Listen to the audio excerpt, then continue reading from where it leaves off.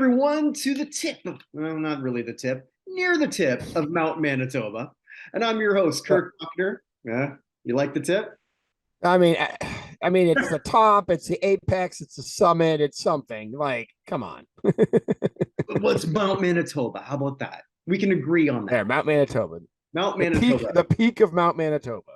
from high atop Mount Manitoba. So, There we go. okay, That's better. there we go. From high atop Mount Manitoba, it's the NotInHallOfFame.com presenting the Hall of Fame show. I'm Kirk Buchner, and there's Evan Nolan. He kind of broke my stride. And usually ain't no one gonna break my stride. Ain't no one gonna hold me Ain't down. nobody gonna Oh slow you no. down. Oh no. You got to keep on moving. Yes. Never went number one. That'll be relevant later when I do the plugs. But we're here to we're here to promote well, our regular show. And once a week we gather and we say, hey, what's new in the world of Halls of Fame? And we own notinhalloffame.com, the fictitious athlete Hall of Fame. I thought I'd have an announcement today. It'll be next week, it looks like. The fictitious Okay. rock and roll Hall of Fame and the United States Athletic Hall of Fame. Vote now, vote often. www.notinhalloffame.com/USA for the first ever inaugural American Hall of Fame class. USA. USA. Well, USA. I that's a believe that we will win. I believe that we will win. perfect way to segue. Congratulations. I've lost another bet. The United Yeah. States did better than Canada. The US is the only CONCACAF team remaining. Which is interesting. It would have been hilarious if Mexico had gone out on yellow cards, though. I'm a little bit sad that last goal was scored, so Mexico went out just a goal differential. Well, last week I said Qatar was going to Qatar, and I should have said how Mexico is going to Mexico. A win, a loss, a draw, and then maybe a advance. That's every time and every World Cup. The problem with their win, loss, or draw this time is they didn't score in either the loss or the draw, and that came back to bite them. So, also not bringing Chicharito, I think, came back to bite them, but that's just me. So, but yes, congratulations to the United States. As people might be listening to this, they might have won or lost to. They could have. By the time this is up, so they will have either won or lost. Yes, so we are recording this on Friday night after the conclusion of the first of the round robin section of the tournament. So yeah, a very interesting tournament, which I think you're going to get into a little bit more later. But I did want to offer my congratulations. Basically, thank you. And my condolences to the only two teams you care about, Canada and Germany. So yeah, eliminated on the same day. Yeah, that was you were worried about that. Yeah, I sent me something about being worried about it, and then it happened. I had a day where Canada, Germany, no, actually no, Germany won that one. But yeah, because it was like Canada losing, and then the Saints lost, and then I lost my fifth fantasy game in a row. Oh, sorry. Speaking of the Saints losing, did you see that whole thing overnight where they did a viral video that made it look like Drew Brees got killed by lightning? Well, I'm going to be talking about some of the things he was trending with because you kind of worry because Drew said a couple things a little bit not great a couple years ago, but when Drew Brees is trending and then you see Nazis trending. Yeah, I'm not sure who thought that. It was like, hey, you know what's going to get more people to our betting site? Pretending to kill Drew Brees. So, well, his broadcasting career is already dead on arrival, so there's that. Yeah, well, for now, only for now. Only for now. For now. I guess the brief Hall of Fame news is the Carolina Hurricanes, who have their first official elected inductee, and that's Cam Ward, a really good choice. The best goalie in franchise history, not going to be a hockey Hall of Famer, but played his entire career with Carolina. Won, I believe, the Conn Smythe in his rookie year. Backstopped them to a title. That's a great choice. He's joining Len Wesley, Rob Francis, and Rod Brindamore, who were automatically elected. Pretty good group. I think so. And it sort of ties in with what I've always said, even though not technically, I always believe that you should start your Hall of Fame around 25 years. And yes, the Whalers, they existed in 72. That's fine. I mean, it's not like we're talking about a huge legacy here. Yeah. I mean, not that the Whalers are forgotten, but My wife is always like the logo, so I've been looking for some of the logo stuff around here. I went to the largest mall in terms of shopping space in the United States today, Mhm. and they have like 7 stores that sell sporting goods, and none of them had even heard of what the Whalers were. I've So, never even heard of the whale. it's all millennials who are selling them hats now, and hats and jerseys and stuff now, or and not even millennials, they're Gen Zs. They have no idea what the Whalers are. They don't know. They do not know the glory of brass bonanza. Well, they're probably thinking that it's probably something that should be canceled. You got to save the whales, man. You got to save the whales. As Lisa said when she went to Nelson's house, nuke the whales. Got to nuke something. Love it. Of course, both of us cheer for NFL teams that could be canceled one day. Probably true. I mean, everybody could. So What's the safest? the Browns, they're just a color. Although we'll get to them later too. Um, the safest. Um, hmm. I'll go with the Toronto Maple Leafs. If you're Yeah, it's true. if you're They're only. affected by a leaf, I don't know what to tell you. Mm-hmm. Uh, well, I mean, I think the ones most endangered clearly are, the Chiefs are Mhm. pretty much, and the Chiefs and the Braves are the only really ones left. The Canucks, if they weren't making fun of themselves, would also probably be like, if we're like the Salt Lake City Canucks, people might be pissed. I don't know. Um, but yeah, I don't know. The Red Sox and White Sox, people be upset about the color of socks. I'd be upset that it's one of the most bland piece of garment. Yeah, it's weird. If the White Sox didn't exist, the name Red Sox would be really, really weird. Like either of them. If the other one didn't exist, you'd be like, what is going on? Why is this a team name? Keep in mind, I come from a country where at one point we had 9 teams in the Canadian Football League, 2 named Rough Riders, but one was 2 words and one was one. Oh, well, there you go. Yeah. It's like Vanilla Ice said with Ice Ice Baby and asked if he copied Under Pressure. He said, no. They go dut dut dut dut dut dut dut, and we go dut dut dut dut dut dut. You see that pause makes all the difference. And the sad thing is that's exactly what he said. It is exactly what he said. He also said, "Well, I like that show, and I remember, or I like that song." And he came on a commercial. You could go to some tropical island Mhm. with Vanilla Ice if you did. I can't remember what it was. And my mom walked in. And he was like, "And ladies, bring your bikinis." And my mom was like, "Who is this idiot?" And I'm like, I felt embarrassed to say that it was like the guy whose song I'd memorized all the words to. So 6th grade. What can you do? Oh, there you go. With that, well, I don't know why we even talked about team cancellations because I guess my elevator down. It's a pretty big cancellation, and I know I've said before I don't like cancel culture, but Jesus Christ. But I guess just for the sake of alternating, we got a pretty big death march or three big ones. So Yeah. It's we, not we, actually that long. oh, it's To not be okay. That's good. no, which is good. But Three uh, three we prominent names. Well, we two. have Death. 3 prominent names. We'll get to 2 of them at the end. One will just kind of come here in the middle. Okay. We did lose 2 people to the beige mistress. 2 Hungarian athletes passed away this week.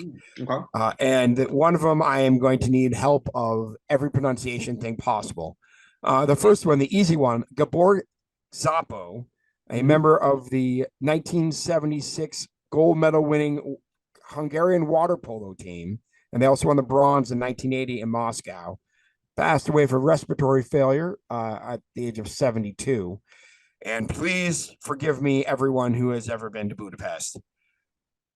Erzsébet Vazvari Pongratz. Her first name is Erzsebet. So I'm not exactly sure how to Let's say just that. call her. Let's just call her Urzy, like Sunday morning. There we go. Well, if she didn't like it, she was a sports shooter. Competed in the 1992 Summer Olympics in the mixed skeet event. So there you go. Okay. Um, okay.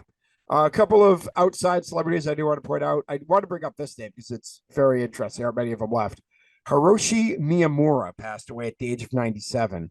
Mhm. One of 2 remaining Medal of Honor recipients in the U.S. Army from the Korean War. Oh. Uh, Okay. was part of a machine gun battery, realized that they were going to be overrun, jumped out of the battery and started stabbing people with his bayonet. Ran back to the battery. They ran out of bullets. He destroyed the gun. Everyone else ran away and then ran through with a bayonet again, getting back to his people. They say likely he killed somewhere between 40 and 50 people on that one thing before he got wounded. That is craziness.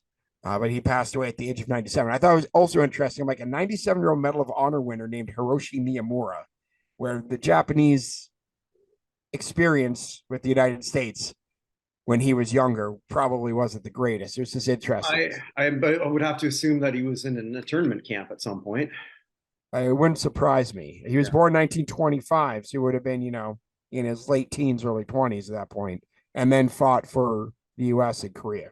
So, anyway, also passing away, a real sad one for me. Clarence Gilliard died. I know that name. I know the name. Actor, right? Actor, the Walker, Texas Rangers right-hand man, the African American. Also the gopher from Matlock, if you ever watch that show, who Matlock did all the stuff. He sent Clarence Gilliard out to take care of stuff. But yeah, he passed away. He passed away at the age of 66. He was in a bunch more stuff though, right? Yeah, I mean, he was Sundown in Top Gun. He was also Theo from Die Hard, the computer expert for Hans Gruber. He did a whole bunch of other stuff, but he passed away at the age of 66 at his home after a long illness. So, man, that makes me feel pretty old. It does, yeah. Does me too. So, anyway, for actual people who are in our sort of ambit here, let us start with ice hockey coach Mike Adessa, who led our RPI to the national championship in 1985, passed away at the age of 77. All right, I feel dumb here. Who's RPI? Is that Rensselaer Polytechnic Institute? It's in New York. Oh, okay. I'm not even. Yeah, they won the Division I ice final, or it wasn't the Frozen Four back then, but he won the Division I hockey championship. Also passing away, the first coach of the Cincinnati Royals. Or sorry, I take that back. He wasn't the first coach. Coach of Cincinnati Royals at the Detroit Pistons, Charles Wolf, passed away at the age of 96. He coached the Royals and started in 1960 for a few years. We lost Olympic fencer Robert Bloom, or maybe Blum. It's my wife's maiden name, so I'm going to go with the way she pronounces it in Bloom. Passed away at the age of 94. My wife never took my name, so I get called Mr. Suriana a lot. Maybe I should change this to the Yana stops here. Doesn't work, does it? For football, we have a few for that. Actor / football player Brad William Henke passed away at the age of 56. Played 1 year at the Broncos, but probably better known for his time in Orange is the New Black as the gay security guard, or the gay prison guard, whose name I can't remember off the top of me. I don't remember the character name, but yeah, he was very, very good in that. And kind of became a sex symbol in a way. Oh, we did? Yeah, Desi Piscatella. Yeah, he apparently became a sex symbol for bears within the gay community. So he wasn't gay, though, was he? What? He wasn't gay, though, was he? I don't actually know that. No. Well, he was married twice. Okay. So neither of those, Caitlin and Sonia. So I'm presuming that the answer to that is no. But he passed away suddenly at the age of 56. Also passing away, George Donnelly, who was only played 3 years in the NFL for the San Francisco 49ers, but more importantly was the co-captain of the 1963 Illinois Illini. Do you know who is the other captain of that 63 Illinois Illini team that won the 50th Rose Bowl game? Oh, take a guess on Butkus. Dick Butkus, correct. They're the two captains. In the Rose Bowl, I'm sorry, yeah. In the Rose Bowl, he had 2 interceptions in the game that they won 17-7. So, but he passed away at the age of 80. Also passing away, Chuck Stobart, former coach of a whole bunch of teams, but most importantly, I guess, both Toledo and Utah. Two-time MAC Coach of the Year in '79 and '81, and won the MAC championship in '81. He passed away at the age of 90. And Al Burmiller passed away, two-time AFL champion, AFL All-Star, member of the 61 through 69 Buffalo Bills. Passed away at the age of 84. Picked in the 7th round in both the NFL and AFL draft, which is interesting. He was, but he's picked in the 51st pick of the 7th round of AFL and the 94th in the NFL. So I guess he was the team that picked him more quickly. But yeah, he passed away at the age of 84. His grandson is Jake Dolagala, by the way, who's the backup in Cincinnati, the backup quarterback. But the biggest name in football is where we want to go here. Someone who there is a lot of support for the Hall of Fame in certain circles, not as much as others. Right. But John Hazel passed away at the age of 82. Yeah. Go ahead. Well, yeah, I was just gonna say, like, when you look at, I think his career stats are like 33,000 passing yards, which doesn't seem like a lot now, but for that era, he was third when he retired. He was third in the league when he retired. 4-time AFL All-Star, 2 Pro Bowls, member of the Chargers Hall of Fame, played 10 years with the Chargers, a couple with the Rams, a couple with the Packers, and finished up with the Oilers at the height of their being absolutely terrible. Led the Chargers to the 63 AFL Championship, with the NFL Man of the Year in '71, which eventually became the Peyton Award. First team All Pro 73, passing yards leader 71, touchdown leader 71. Just going back and back and back. Member of the College Football Hall of Fame as well. Yeah. Yeah, a very good quarterback. Yeah. I would put him probably 5th or 6th on my list of quarterbacks who have an argument for being in the Pro Football Hall, who are eligible and not in. Yeah, off the top of my head, I'd probably put him in the same spot. Yeah, somewhere around there. Yeah. But yeah, a very, very good player for a very, very long time. It's no joke playing 16 seasons in the league. Oh, God. No, especially a quarterback back then. He was taking a pounding a lot more than any quarterback does nowadays. 100%. Yeah. But yeah, 82 years old. Yeah.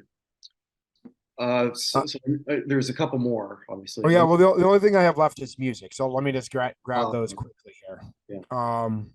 So Louise Tobin passed away.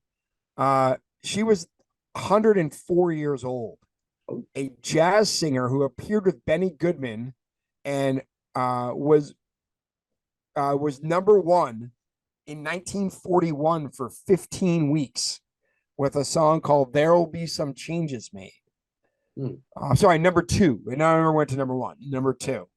So it was number 2 for 15 weeks? Yeah. Wow. What was number 1? That's a good question. I don't know. I'd have to look that up. I did have enough time to do that. Don't worry about it. All good. Yeah, I'll do that later. Okay. Also, the first wife of trumpeter band leader Harry James, had 2 sons with him. Was active from 34 to 98, which is, just 64 years. But she passed away at the age of 104. Aren't that many of those people left? No. Somebody who I didn't really know very well, but Jake Flint, country singer, got married and then died a few hours after his wedding at the age of 37. Okay, yeah, I read about that. Died the night of his wedding, which is, I guess, technically the happiest day of your life. I don't know. It sounds like something that would happen in a country song. It does, although he would have had to have lost his dog first. I'm pretty sure. I think you lose the dog last. I think that's the last kick in the teeth. Well, maybe losing your life. I think that's bad enough. Yeah, maybe. British singer and guitarist Shel McRae of the Fortunes passed away at the age of 77. They had a couple of hits in the U.S. 65, they had "You've Got Your Troubles." They also had "Here It Comes Again" and "Here Comes That Rainy Day Feeling Again." He passed away at the age of 77. And that leaves us with the 2 big names. Christine McVie. Yeah, 78, 79 actually. 79. Sorry. Yep. Yeah, we just talked about her on how the hell did this go to number one? We were looking at Fleetwood Mac Dreams. Not, Mm. but we looked at it more like how was this their only number one? That was their only number one. Yeah, that was the angle because Brad picked that. So that was really why he wanted to do it. Not so much that we to talk about that song, but to just look at how did they have all these hits, so many of them we know, and only one of them went to the top. That's crazy. Yeah, I mean one of the biggest songs that they're most known for was never even released from that same album, The Chain. Mm. But yeah, Christine McVie predated, I guess, really their big success because when we did that deep dive in Fleetwood Mac, like a real interesting band. They had to completely change their sound. I did not. Multiple times. Yeah, yeah, because they went number one for Christine McVie in UK with an instrumental called Albatross. Sounds nothing like anything they would become famous for. So she joins the band in '71. But I don't want to make this too much about Stevie Nicks and Lindsey Buckingham, but that's really when they shot to the American stratosphere anyway. But I always thought that she was sort of the unsung hero of that group as Mm. they evolved. You know, like great singer songwriter, uh, an angelic voice that could work on a bluesy spiel, which is pretty damn hard to do. Hmm.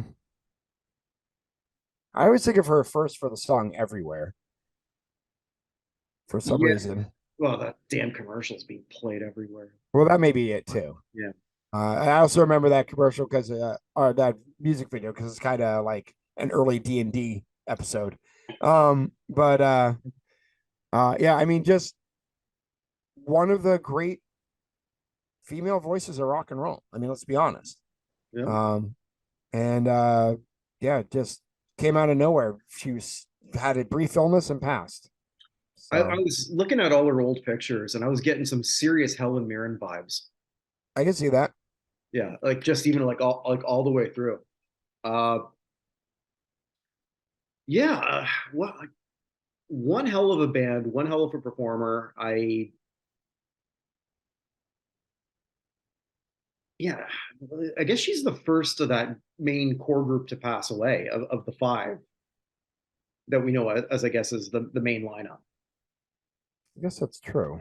Because I mean, other members who were previously have passed, like Bob Welch is long gone, Yeah. and So and a couple others so from Mick Fleetwood, John McVie, Stevie Nicks, Mike Campbell, Neil Finn are the yeah, technical current members. right. But I mean, of the core lineup that we think of, Yeah. the only one missing is Lindsey Buckingham. So, Yeah. Right. so yeah, she's the first to pass, and yeah, I can see a lot of people getting hit hard from that. Mm-hmm. I mean, uh, Stevie Nicks said that was basically she lost her best friend, which I get. So, Mm-hmm. but yeah. So I anyway, was I always wondered how she felt because watching Stevie sort of pass her, or maybe like I just assume there's a lot of ego involved. mm-hmm. I don't know if there was or there wasn't. I got no clue. I can't tell you either. Oh, since we're talking about that, I read that thing that you sent me, that vulture list. Oh yeah, Yeah, I only read it once because then it was went behind a paywall because I used up my free. Yeah, what a shit article that was.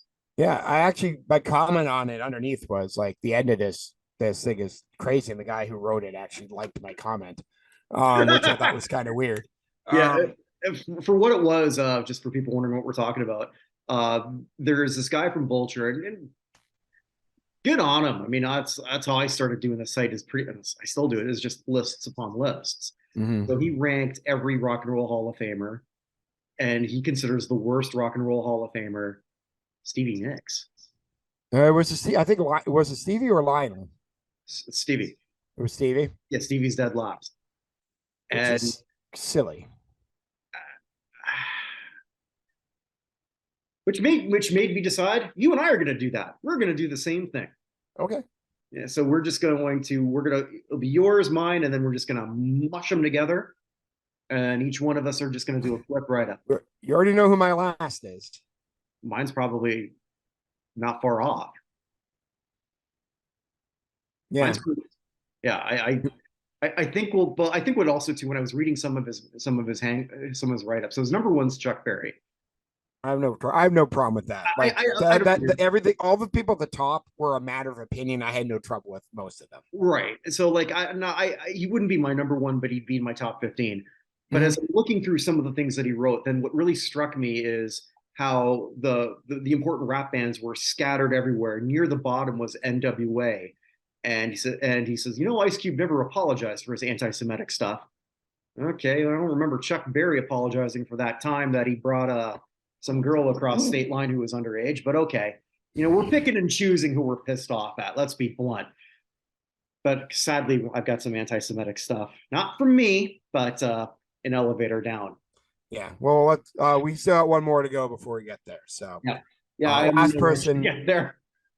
Yeah, that would have been a good. That would have been a good. The only reason about that, there would have been a good segue if Gaylord Perry hadn't passed away. Damn you, spitball. We'll figure out something. The most beloved, most out there cheater in the history of sports. It's only cheating if you get caught. But he was doing it openly and nobody cared because Gaylord Perry was only got caught once. Mm. Only got in 1981. Yeah, Gaylord Perry. Something that we'll never see again. Not just because he's a spitball pitcher, because actually we've seen doctoring because we talked about Garrett Cole and some other pitchers, but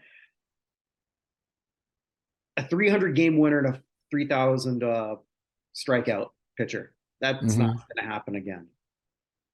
No. Perry didn't get until his third year. I was looking at his career. It's pretty interesting because he didn't get his first Cy Young until his early 30s when he was in Cleveland, and that second one before he was 40 with the Padres. And unlike, and I didn't look this up, but I figured Clemens has got to be the one who broke that record for the oldest. Probably. But unlike Clemens, no one's thinking that Perry was cheating because of injection. True. Perry was already in your mind before you got in that box. Right. Because of what you thought he was going to do or what he had. Right.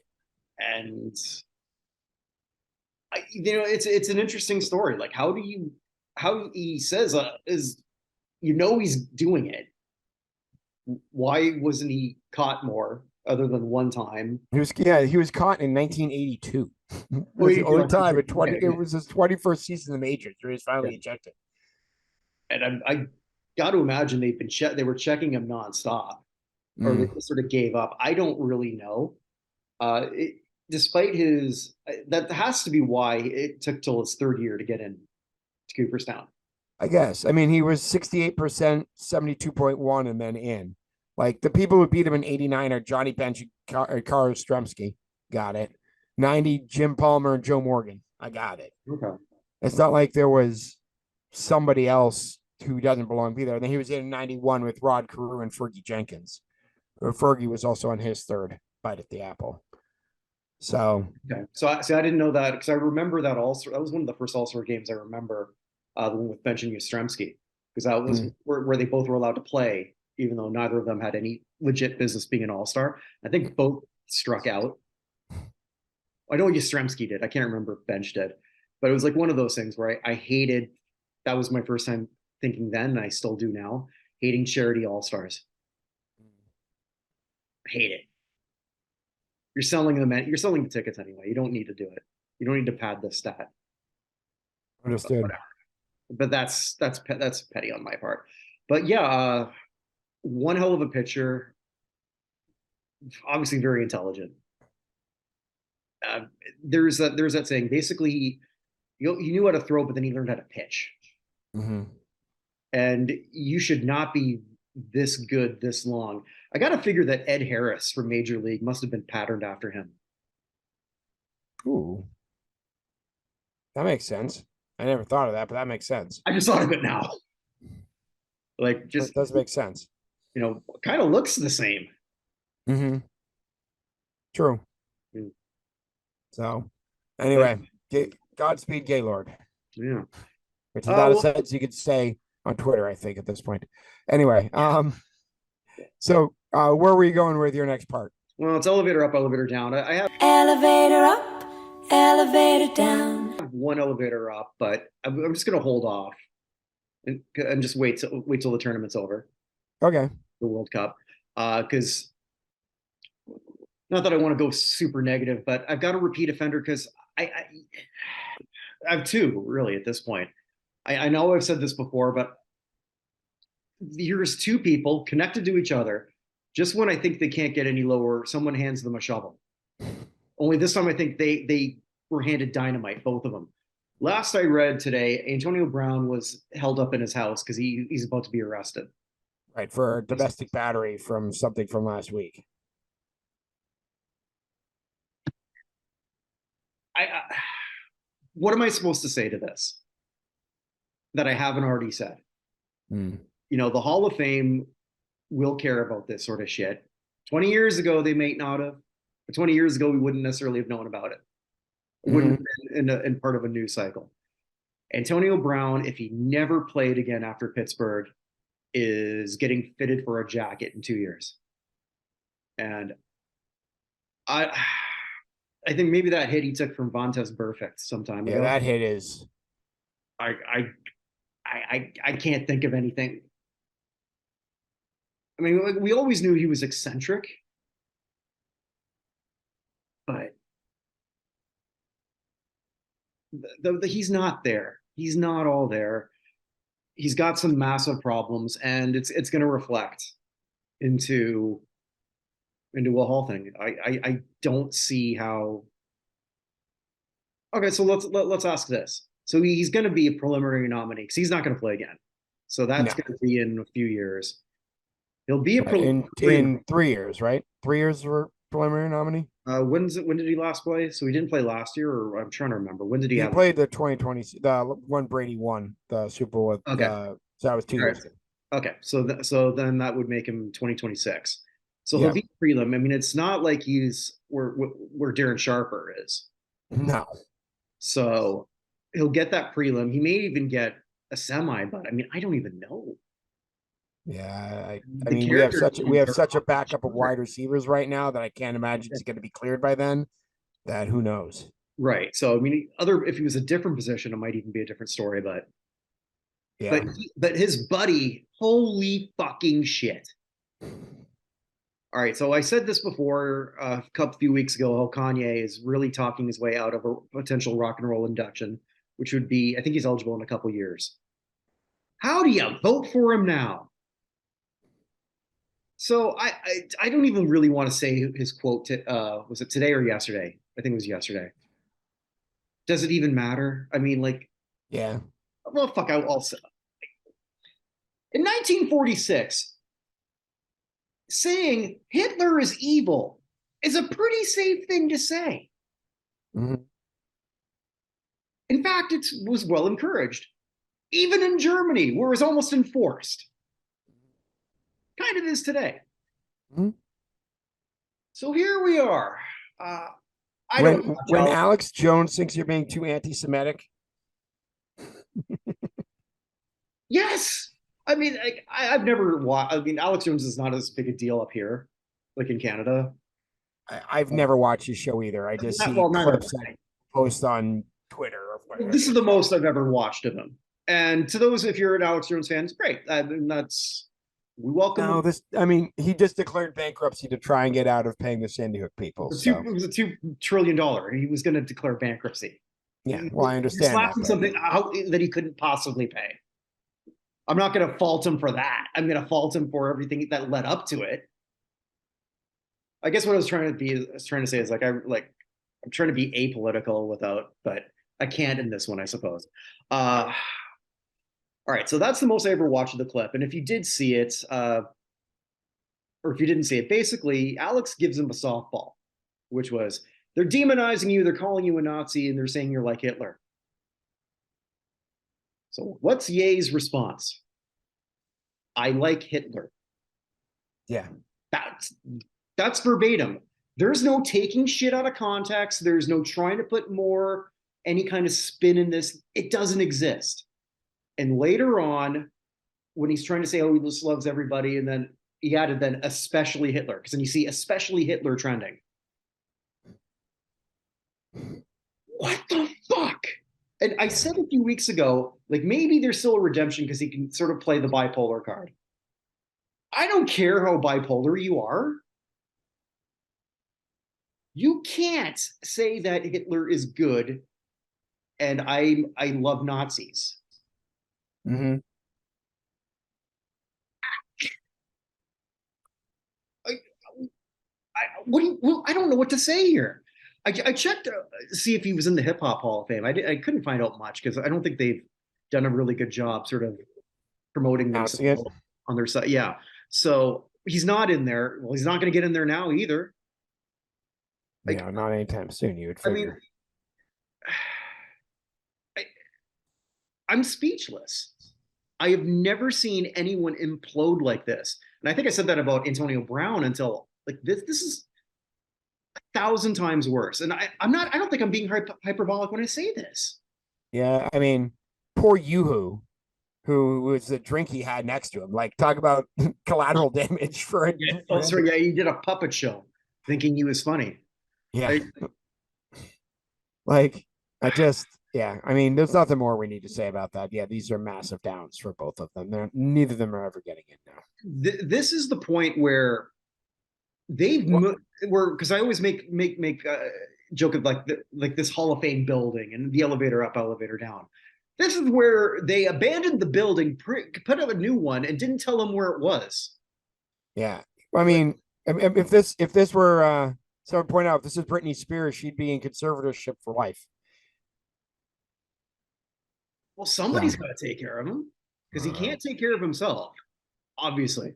Yeah, and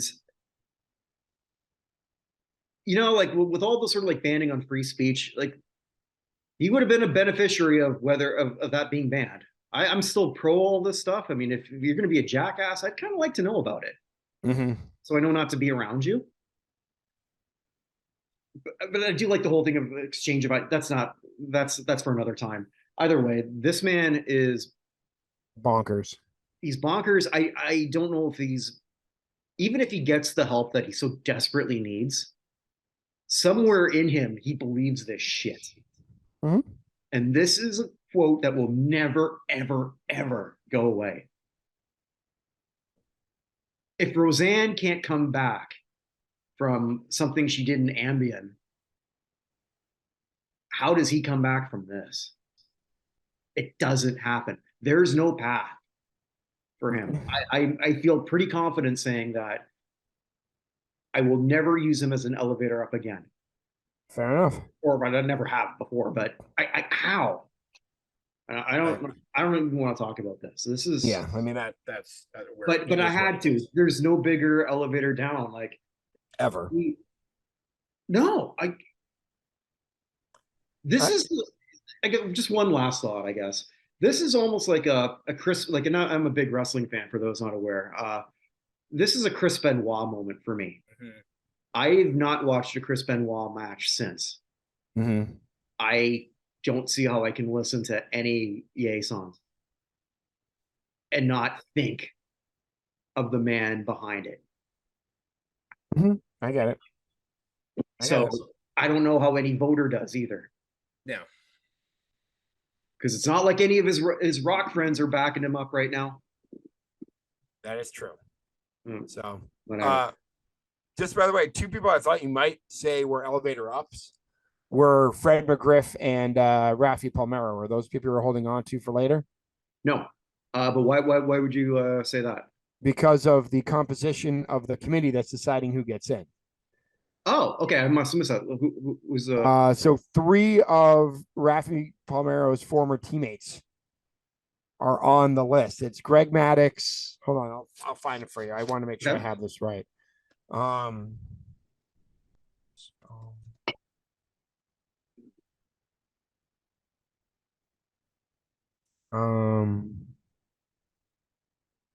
The Veterans Committee members.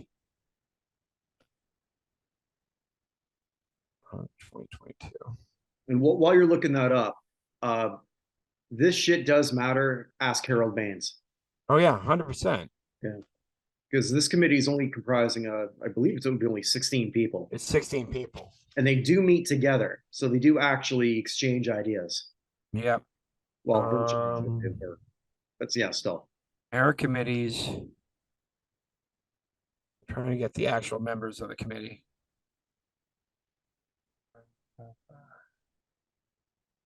Because I had it and then I actually shut it and now I can't find it.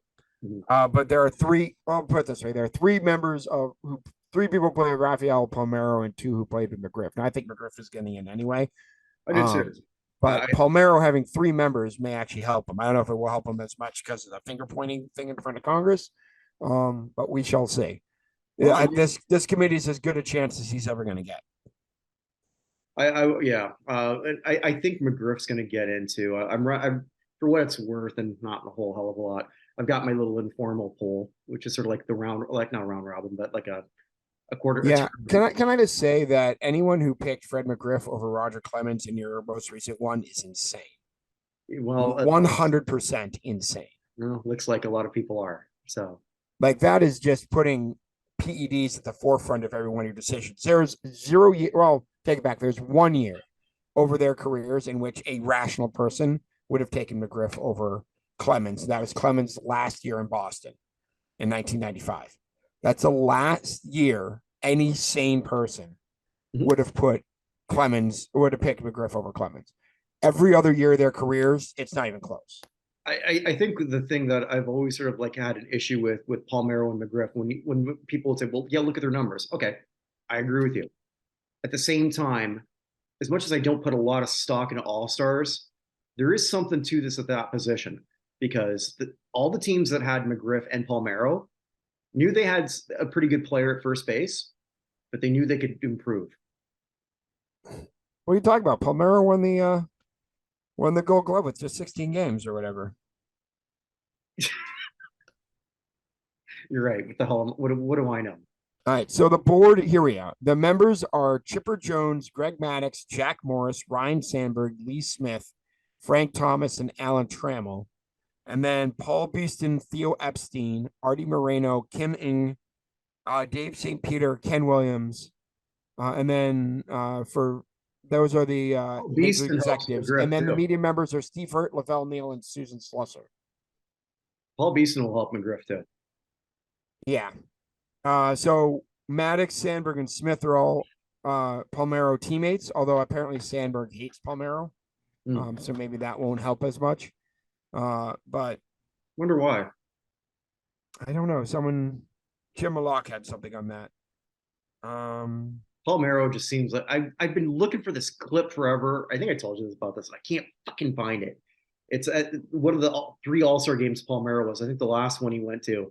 And it's McGuire and Bonds, and they were both part of the 500 home run club. And whoever it was just interviewing the two of them. And then all of a sudden it's like, then Palmer was like, "Hey guys!" Hey, so the thing that it was here is apparently there's rumors that when Palmero was traded from the Cubs, it's because he slept with Rhino's wife. Although apparently other people say that was a rumor, but wasn't Palmero, was actually Dave Martinez. But somebody slept with Rhino's wife apparently. Well, that'll do it. But the vote for that's coming up tomorrow. But the announcements,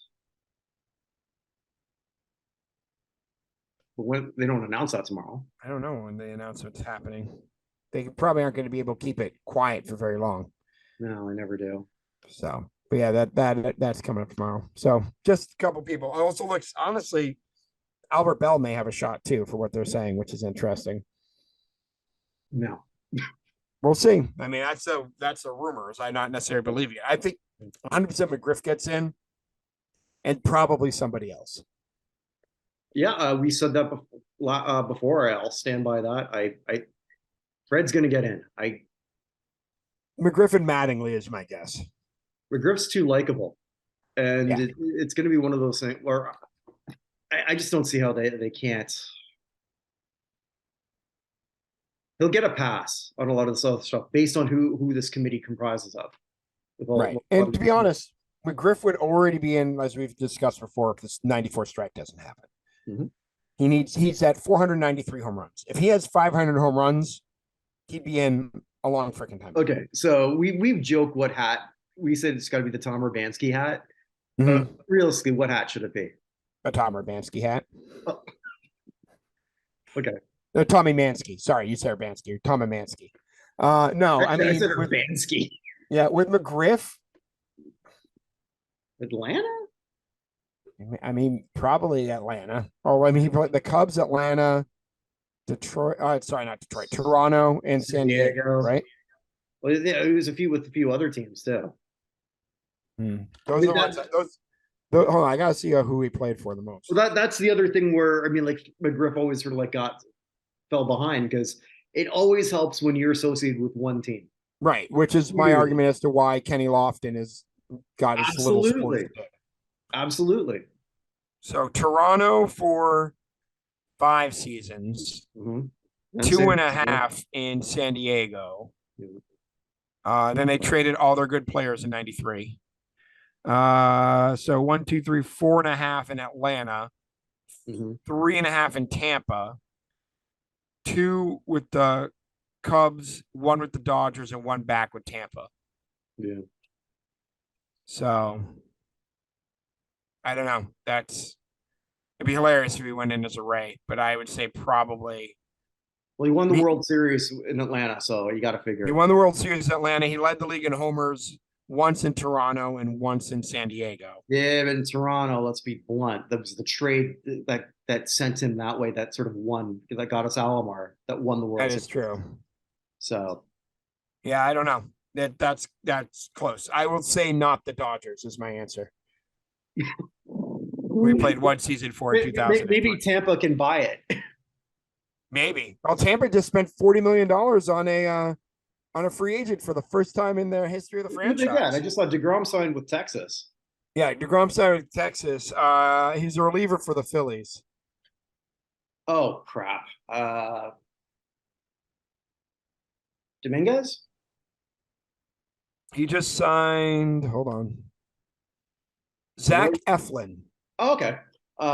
3 years, $40 million. Here's a trivia question for you. Sure. That now leaves 2 franchises who have never committed $40 million guaranteed to a player. Who are they? All right. Montreal. Well, active franchises. Oh, well, yeah. You got to be specific on these things. Yes, the Providence Steamroller. I get it. I want to say Pittsburgh. Pittsburgh is one. Okay. Which is weird considering just the amount of great players they've had. All right, so Pittsburgh, what would be another one? Kansas City? Nope. Arizona? Nope. Oakland. There you go. The actual cheapest franchise in sports. Why did I have to think of Oakland? Yeah, I can't believe it took you 3. Yeah, Oakland's biggest is 36 million and it's 37 million for. Well, yeah, it took me 3 tries, which I believe is their attendance. So here's a game. Well, actually, I think they're up to 4 because some of them have been copulating in the high seats, and that kid's probably been born by now. So he'll be a fun game. How much million per inning does DeGrom get as a Ranger over the next 5 years? Oh, I'll say I want to be optimistic, but in real life, probably like 250,000. I love the guy. When he's on and he's healthy, he's fantastic. It'd just be nice if he went to a team that would actually win. So he's going to have the fewest wins of anybody in the Hall of Fame. Who's the starter? Well, definitely innings. That's for sure. Yeah. So anyway, all right. So should we get to the end here? Yeah. The good, the bad, and the ugly, or as now we do it, the bad, the ugly, and the good.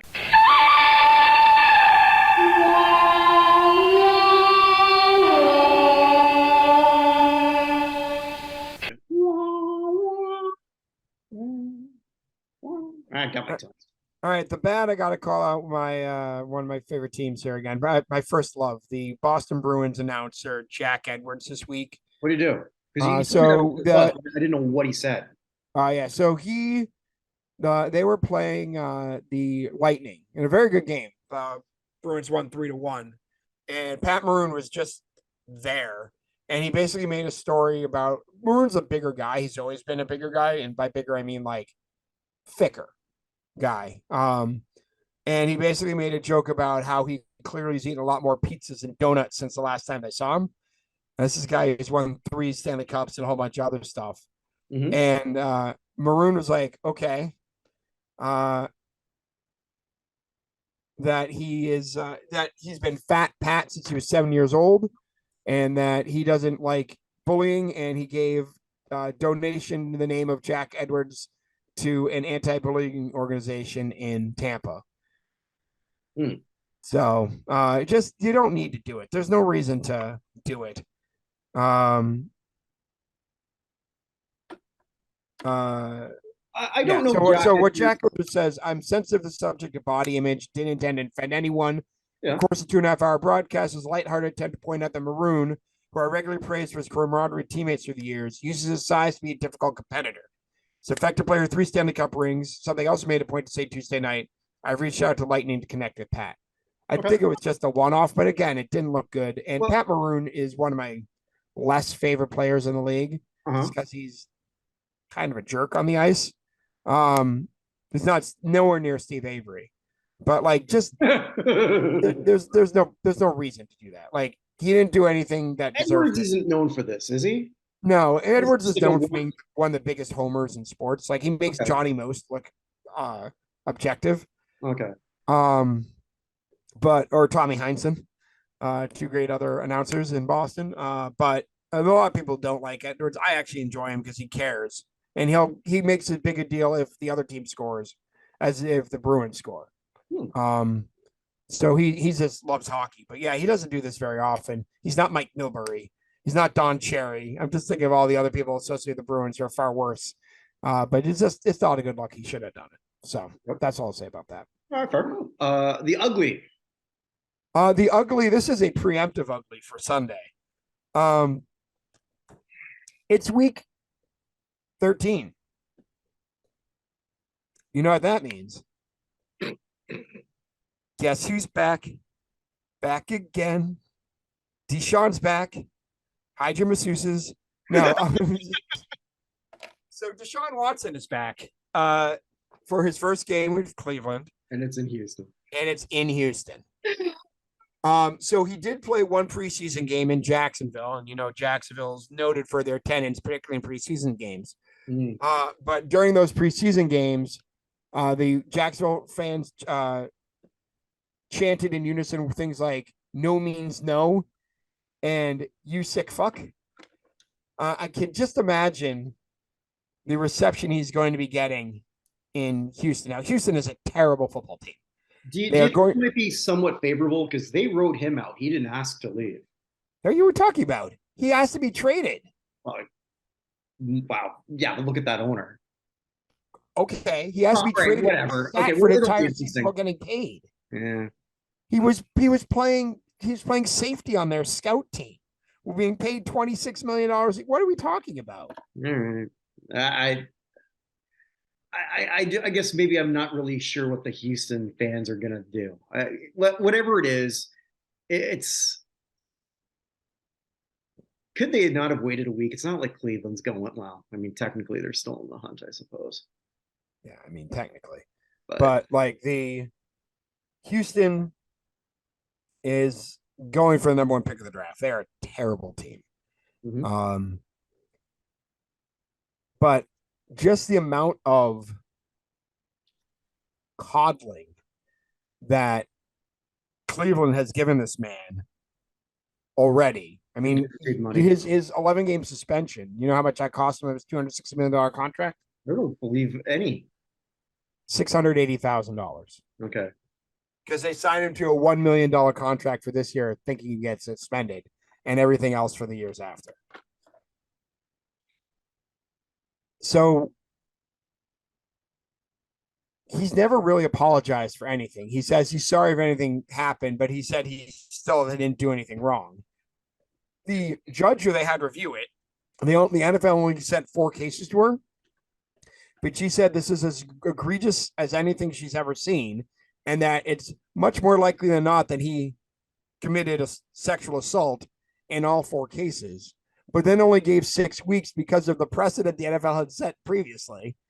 And the NFL, to their credit, for once wanted a year, and they settled on 11, which is, of course, a midpoint between 6 and 17, which is how they got to where they got. I'm actually not cynical enough to believe that they intentionally did it so he'd go to Houston for his first game. I think it's just where the math worked out, where they're working with an NFLPA on this. Yeah, no, I agree with you. It wasn't like when they set it up so that Brady could break the record in New England, hoping that was going to happen, which you called. Yeah, well, I mean, that was random though, because that was week 5 or 6, right? You called that ahead of time, right? I did call that ahead of time, but I mean, the odds that something weird doesn't happen the first 4 weeks is different. So this is, I don't know. So I just think that this is going to be a PR disaster for the league. It's going to be a PR. What's his name? The attorney for the women has bought a box and is going to have 10 of his accusers. Yeah. So they could just cut to the box the entire time with the 10 will? ladies sitting there over and over again. Well, will they? I don't know. I'm going to be watching the Saints lose. It's okay. The Patriots have lost 2 Thursdays in a row, so yeah. So it's not like I'll be going to that. It'll be interesting to see what they do. But a PR nightmare for the NFL means nothing. I know. I mean, nothing changes in the NFL. They're bigger every year. They're built for TV. They're built for gambling. They're built for fantasy. I know. If one of my biggest miscalculations in sports, and South Park would agree with me because they did a whole bit on that, was that the concussions were going to be the end of that league. Now, I didn't think it would be the end of it, but I thought it would hurt. Nope. Nothing. Not a ripple. Yeah, I mean, Jacoby Myers got laid out in the end zone last night. Mm-hmm. And what the Bills player got thrown out of the game, and RG3's on there being like, what are defenders supposed to do? And all I can think of is that's basically the same play that Jack Tatum paralyzed Daryl Stingley, whose grandson is now in the league. Like, at some point, the concussions may be a problem. Who knows what's going to go on? And we already talked about Antonio Brown and the hit from Marcus Perfect. My mind, the guy's got he has to. Yeah. So I don't know. Maybe you're right. And we get this actually really good segue to the last part of this, that the NFL is Teflon and it doesn't matter with the publicity. But well done. Yeah, I was thinking that when you're saying it. Yeah. I mean, what can I say about FIFA that hasn't been said about? No, but you saving this for good, so yeah, I am saving for the good, not for the organization, but for the good is, of course, the quality, or not necessarily the quality, because some of the games have not been that well played, to be honest. The excitement level that this World Cup has brought. I mean, we've had crazy upsets. We have had smaller countries advancing over bigger countries. Like, I mean, Australia over Denmark, who's the 10th rate biggest team in the world. Japan's 30th, and they beat both Spain and Germany in their group. Morocco is just the fourth ever African team to top a group in this round, and the first one since the 98 Nigeria team. It's only happened 4 times in World Cup history that African nations at the top of the group, twice for Nigeria and now twice for Morocco. Mm-hmm. Like South Korea getting through Uruguay, who then tried to follow the referees out through the tunnel and maybe cause issues. But like Belgium, the number 2 team in the world, is gone. So Senegal's in. Senegal's there. Ecuador is a good team, but they had Qatar too. So, here's what I know right now, Evan. Yeah. Out of the teams I have left in our little bet, one of them won't win. What? None of them will win? No, because I never beat you in a bet. So like, Well, here's the thing. So, I believe it don't or even know not, who I have we each left. got out of every one of the groups, Yeah. we each got one team. Oh, So we each have 8 teams remaining. You had 62 total points hmm and a -1 goal differential. I had 71 total points and a +1 goal differential. you love Uh, it. but you still have Netherlands, England, Poland, France, Japan, Croatia, Brazil, and South Korea. And I have Senegal, the United States, Argentina, Australia, Spain, Morocco, Switzerland, and Portugal. I like your side better. I never win. Okay. I'm just saying I like my chances with the winner of England and France, presuming they both get through the first round, Mhm. and Brazil versus Okay. So here's my question for you, just as a fan. Take the United States out of it. Obviously, that's who you're cheering that for. may happen tomorrow morning, but go ahead. Or Okay. maybe not. Okay. Let's say that the U.S. weren't in that spot, and let's say Netherlands has a bye. Just throwing this out. Out of the 15 teams, who does Evan Nolan cheer for? Or Argentina. I live there. Okay, I already knew that. Yeah, that was a dumb question. Okay. Yeah, but I mean, if the U.S. beats the Netherlands and Argentina wins their game, they're going to be facing in the next round. Okay. So it should be the most exciting moment of my son's life. He's a huge soccer fan. Lionel Messi is just the greatest thing ever. Okay. So, yeah, I mean, it's Argentina. If Argentina and the U.S. are both out, at that point, I'm probably rooting for smaller nations. Mhm. So Croatia, Morocco, Switzerland, countries who, although I can't root for Switzerland. Screw those guys. They won't cheer for you. They won't take a side. That is true. But yeah. Say what you want about Switzerland, Kirk, but their flag is a big plus. Wow. No, they just use neutrality to do everything evil they wanted to behind closed doors. So yeah, I mean, I'd root for the smaller guys to do something. If my country's not in and Argentina's not in, I mean, England's won before, France has won, Spain's won, Brazil's won. Let's get somebody else up there. I mean, even if Portugal gets there, great.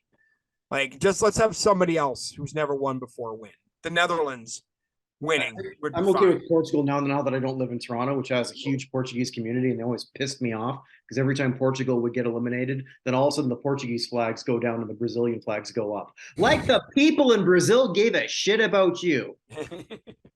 Sorry, that was me getting a little bit bitter. Understood.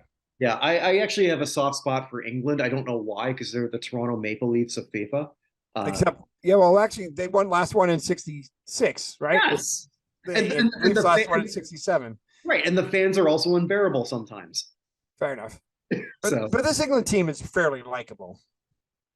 I still have to go to another bar. I won't. The only time I went to a bar to see that is actually actually there was another one.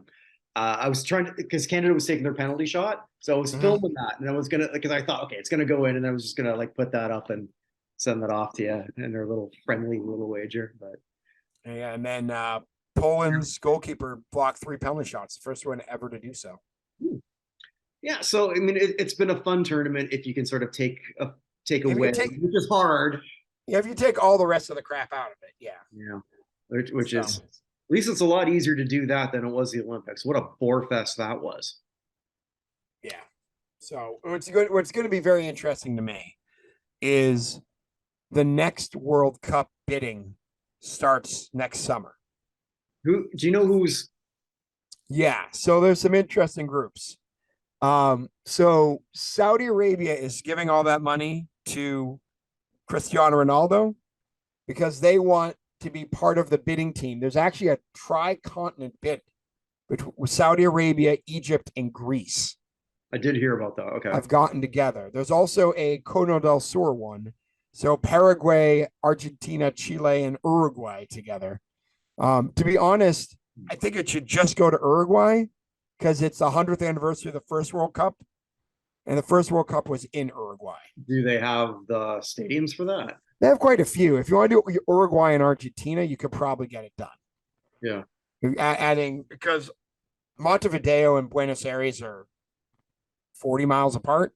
Is it like in Brazil? Didn't they build one near the Amazon that would Yeah. never is never going to be used again? Well, here's the thing: Stadium 947 that they have there, or it's one of the 4 stadiums using Qatar or 5 stadiums. Oh, They're okay. gonna rip. They're gonna rip it down after the tournament, and if Uruguay gets the tournament, they're gonna ship it to Uruguay to rebuild in Uruguay. It's made out Yeah, of shipping containers. yeah. Well, all they have to do is keep the working death under 6,500, and yay. Yeah, Uruguay actually has some rules about that though. So Yeah, but that's when they build it, not when they tear it down. there. So Oh man, we ended this on a downer again. Let me that's plug. okay. Hey, it's FIFA. You can only be happy for so long. There you go. Let me plug some stuff. So I did Oh, say please do. that one of the last things we did for How the Hell Did This Go #1, which is up now, which is Dreams by Fleetwood Mac. Coming up soon is the Trogs, Wild Thing. So that should be coming up shortly. And next week, I think I've got the Cyndi Lauper Hall of Fame group crew, and we're going to look at Cindy's 2 #1s. So I'm hoping that's going to happen. I got here's a question. Cindy seems to be like a dark horse for the Rock Hall now. Do you think I wouldn't surprise if she's in the next 5 to 10 years. Do you think she actually has a shot of being nominated this year? Sure. Yeah. I would have said the same thing the last few years too, though. True. But I mean, not just her career, but also like other things she's done in Kinky Boots and things like that. People like her. There's more. Her hits have endured, which is big. Yeah, it's hard to. I'm trying to think of like what can you say bad about Cyndi Lauper other than her shitty movie with Jeff Goldblum. That's all I got. Yeah, and that wasn't even her fault. No, I mean, she did choose Captain Lou Alfano for her dad, so that was important. Absolutely. So, yeah, that'll hopefully happen. I got to reach out to them because that they were a lot of fun. So I hope that they'll be part of that again. If not, then I got to pick something else because that's the only reason I picked it. Fair enough. Is to have the Mac on to just broaden the show. Got it. Yeah. My interview with Ken Crippen of the Football Learning Academy is up. Check that out. Yep. So I'm really excited to be doing some work with him. We're also going to be doing on the 13th, I believe. That's when we're going to have our next committee where we're going to look at that.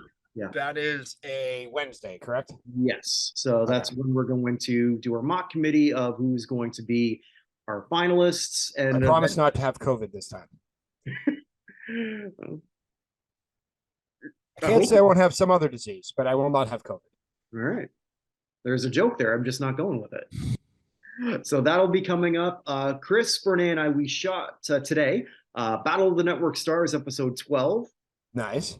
Where on this crap was on national television, although we don't look at it as crap. We just look at it as campy fun. Having said that, as I was watching that back, did I ever tell you Howard Cosell was my childhood hero? Yeah, I believe you have. Yes. Yeah. So it was a little harder because he was kind of creepy here. Yeah, being here's the 70s. Well, 82, but still. 70s adjacent. There was a lot of things there that you could have Me Too'd. Oh, of course. Mostly a lot of them with Cosell. It's just like, I'll leave it at that. You could have, I mean, you don't have to go that far back to Me Too everything. Just watch the first Austin Powers again. So speaking of which, my quote for tomorrow, of course, is there are only 2 things I hate: people who don't respect other people's cultures and the Dutch. From Austin Powers 3, said by Michael Caine. So, oh man, I could have done my Michael Caine. Michael Caine. I once asked Michael Caine how he decided what movie to do. He said he opened up the script, got a nice comfortable chair, got himself a hot cup of tea. He opened up the first page of the script. He opened the last page of the script. His characters on both pages. He did the fucking movie. There's somebody who's been canceled. That was a Kevin Spacey thing he did in an impressions thing with uh excuse me, Jimmy Fallon. So There's a Fallon. I thought he was going to go down with Horatio Sands, no, yeah, no. but oh well, whatever.